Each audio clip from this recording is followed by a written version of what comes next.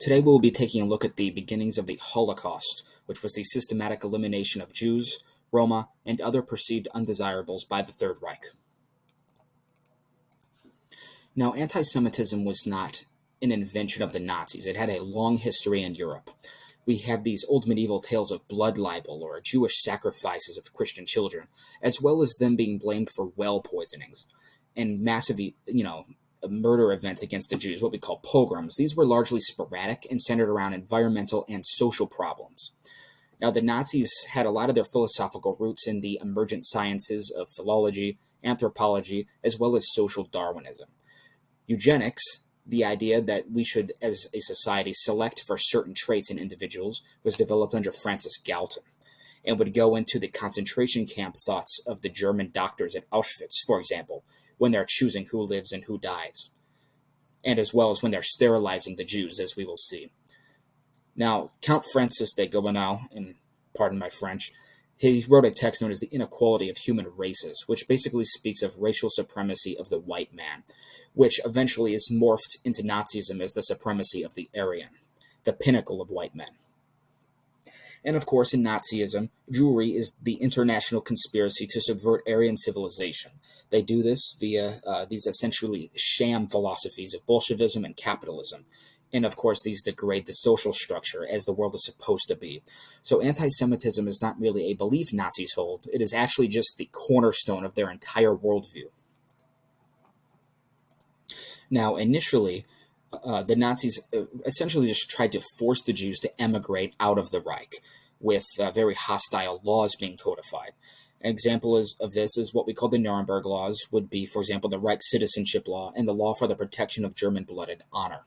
And by the way, just one Jewish grandparent was enough to qualify you as a Jew, so they cast a very, very wide net. Now, just as a few examples, this criminalized marriage and intercourse with Germans, access to public transportation, and we saw that there was a seizing of property assets. They were confiscated and sold to other Germans. Jews also couldn't teach or practice medicine. And these are the machinations of Adolf Eichmann and Reinhard Heydrich, two of the large theorists of what would eventually become the final solution. Now, Kristallnacht was the development that followed the assassination of a German diplomat in Paris. Propaganda Minister Goebbels incites a massive pogrom or an anti-Jewish riot throughout Germany. There were murders, synagogue burnings, and violence. Now, in the wake of this, we see that the public largely disapproves of the social chaos, but it's not really that they cared for the fate of the Jewry. They just didn't like violence in their midst. So the Nazis eventually learned how to deal with the Jewish question elsewhere, namely, away from the eyes of the civilians on the front or at concentration camps. Now, the Holocaust really begins in earnest in 1941 with the ghettoization of large Polish Jewish population. And the Nazis originally had plans to send them into the general government under Hans Frank, but such a large number of people was refused. There was also various brief plans to, send them to Madagascar, or perhaps to have them freeze to death in the Arctic Circle. But ultimately, we would find that the Germans found these to be ineffective and inefficient. Now, during Operation Barbarossa, the Soviet Jews were to be immediately liquidated. Locals would help round them up under the direction of the Schutzstaffel, with logistical support by the German army. Now, the Germans eventually came to what they called the final solution. As the Red Army fought on and the U.S. was now entering the war, it became pretty clear that the Jews really couldn't realistically be deported to the east as they had planned. So the Nazis decided to exterminate them instead. Now, Himmler asserted that the Jews were essentially to be exterminated as partisans. So we see that it's not even that the Jews are Untermenschen. It's not even that they're enemies. They really viewed them as the anti-race. Pretty much the farthest you could get from an Aryan is the Jew. They were not people whatsoever. So you could really come up with the flimsiest of excuses to get rid of them. Now, they began with mass shootings and gas vans, but these were eventually phased out for killing centers, namely those at Chelmno, Belzec, Sobibor, Treblinka, and most famously at Auschwitz-Birkenau. Now, the Nazi state functionaries would meet at the Wannsee Conference, where state organizations were brought together to plan the logistics for the Holocaust. Now, they quickly found that shooting innocents was really hard for most soldiers. They tried blowing them up, they tried asphyxiating them with fumes, they tried a few things, but eventually they settled on gas chambers at the death camps as the most efficient means of doing it. The work abled were immediately spared, but the rest were immediately liquidated. They were locked in chambers with carbon monoxide and eventually Zyklon B.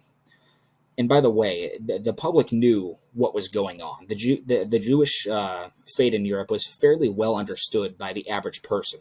This was due to photos and soldiers' memoirs coming back to the home.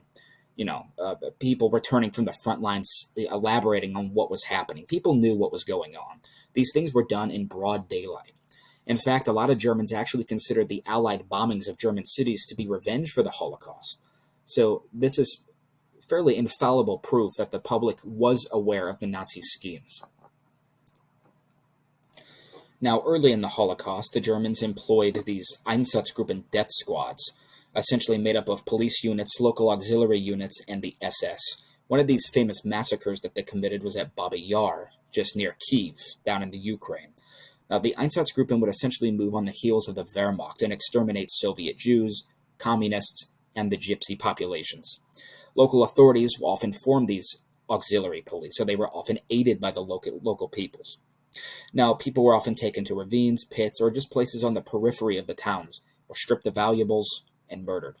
At Babi Yar, we essentially see what's as almost 34,000 Jews shot only about 2 days, which is pretty horrendous.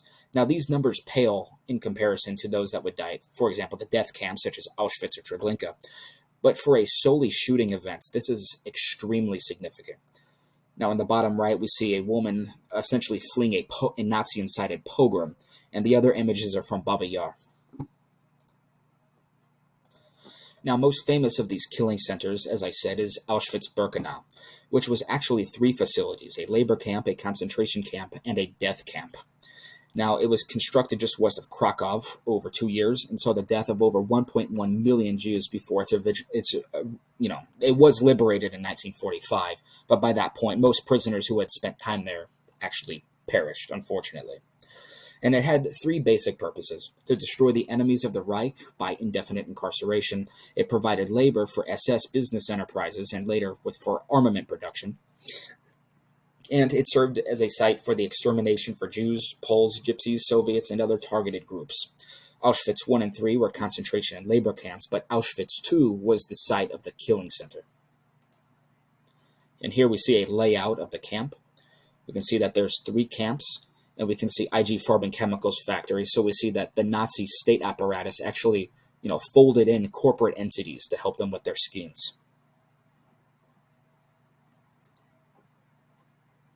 Now, aside from the usual mistreatment that the prisoners faced at Auschwitz, perhaps one of the most famous cases of misjustice from this era was Dr. Joseph Mengele, the SS physician and researcher. Not the head researcher, but a very famous researcher from Auschwitz. And he essentially led various pseudoscientific experiments ranging from mass sterilization, testing diseases on people, unnecessary amputations for training purposes and research. And he had a very odd focus on twins. He had a fascination with genetics and propagating the Aryan race, all while destroying the Jewish race, which he despised. And in fact, among the gypsies, he found an infection in their mouths known as Noma, which we today know is a bacterial infection often associated with malnutrition. But Mengele, he just kind of assumed this was due to the inferior genetics of the Roma people. He also was fascinated with heterochromia and often collected... And heterochromia is just where you have one eye that's a different color than the other. And he had an associate at Auschwitz that had a fascination with it, and he would often be known to cut out eyes and hand them to his coworker. He also studied, congenital abnormalities, and most of his victims were children, which is fairly tragic.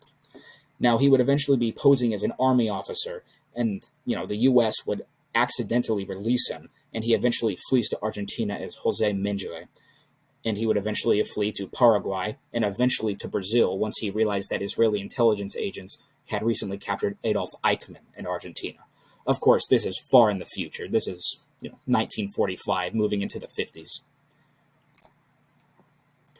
Now, the Allies would eventually try Nazi war criminals at the Nuremberg trials. This is November of 1945. The USSR, the US, France, and the UK presided over the defendants. Now, the crimes that would be put up here would be crimes against humanity, war crimes, crimes against peace, and of course, conspiracy to commit all the above. And it is also the first time where the term genocide is utilized in a public, in a public proceeding. There were 24 defendants, but Hitler, Goebbels, and Himmler had already kicked the bucket. So they had already, they'd already killed themselves. So really, we're facing 21. Of these, there are 19 convictions, of which 12 were sentenced to death. All while the leadership core of the Nazis, the SD, the SS, and the Gestapo were deemed criminal organizations. Now, I should note that very many of these functionaries would escape justice. Rudolf Hess was one such. Adolf Eichmann escaped to South America, as did, the famous Dr. Mengele, unfortunately. It is worth noting, as a final point, that for all the years that World War II raged, and there were many important events taking place on the Eastern, Western, and African fronts, that this entire time that the West is essentially engaging in, a fairly formal combat against the Germans, Japanese, and Italians, it should be noted that the Jewish, the Romanian peoples, homosexuals, people with, physical abnormalities, all sorts of everyday people were facing the horrors of the Holocaust every single day for years until their camps were eventually liberated by the Allies. So it's important that the Holocaust is not merely a side note when studying the Second World War.